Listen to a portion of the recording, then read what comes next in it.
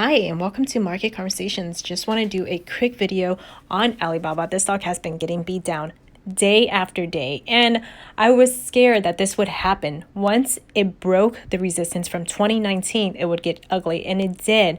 And the news from DD did not help. They announced that they are going to delist from the New York Stock Exchange and going to list on the Hong Kong markets, but there's really no news on what's going to happen with people holding their shares. I sold all my shares on Friday at a loss. No one really knows what's going to happen. You have half the crowd saying everything's going to be fine, everything's going to recover, Baba's going to go back to 300. 300? When was the last time it was at 300? It wasn't even too long ago. This was back October 27th of last year. We have not seen Baba go down to 111 since 2017. People that have bought Alibaba after 2017, long-term investors have not made any money.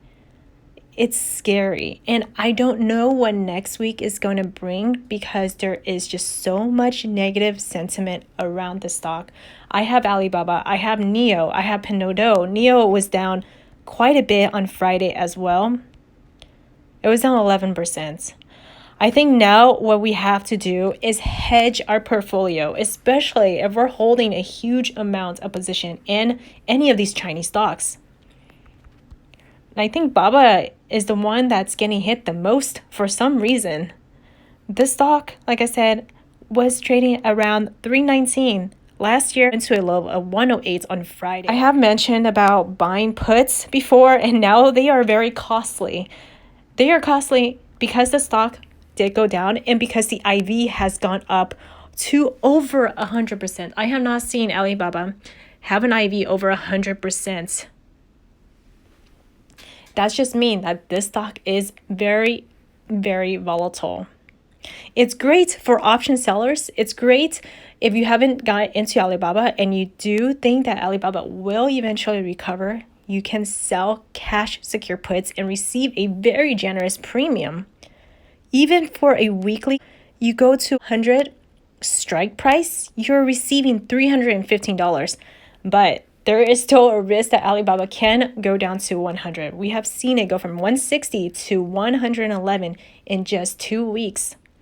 So I was mentioning the 100 strike puts for the 2022.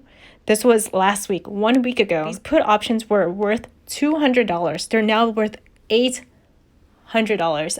I unfortunately did not buy any at the time. I was going to buy 5 at $2. Spend $1,000, I would have made $3,000, but I didn't. These are very costly now. We can buy put debit spreads. It costs less, but there is no unlimited profit. There's a max profit. So what I was thinking was going to do the 90, buy the 90 puts and sell the 80 puts. We need to hedge our position just in case this stock goes down further. So we're spending $160. We can make a max profit of $832 if the stock goes to 80 or below. We can go further out in time. So I was thinking maybe June. Nobody knows. The people that tell you that they know, they really don't. No one knows. No one can predict what's going to happen. No one even predicted that Alibaba would get this low. I hear all the time that 200 was the bottom, 180, 150, 140, 130, 120. Now we're at around 110. So is this the bottom? Can you get cheaper shares? I'm sure you can. There's still a possibility that this can go down more. There's just so much negative sentiment around Chinese stocks. Unless that changes, unless there's a reversal on these stocks, there we will definitely see more downside. And I'm going to hedge my portfolio once I get more money. That's the problem. I'm down so much money that I can't even do anything. Sell covered calls? Well, yes, I could probably sell some covered calls and try to receive some premium. Let's take a look at these put debit spreads. So just in case, 75 to 65. So it only goes down to 65 right now. And we're spending $205. These are just so expensive now. And we can make a max profit of $7.95. If you're afraid like me and you feel that there's just going to be more volatility, more downside, you can possibly just hedge your position. And be careful when you're buying call options because these options are inflated right now. I have not seen Alibaba have a IV this high. It's crazy. 123% for next week. 143%. They're predicting that Alibaba can go up and down 25 points in 2 weeks, 15 points in 1 week. That just shows you how volatile it is right now. People are scared. That's why you see so many people selling off.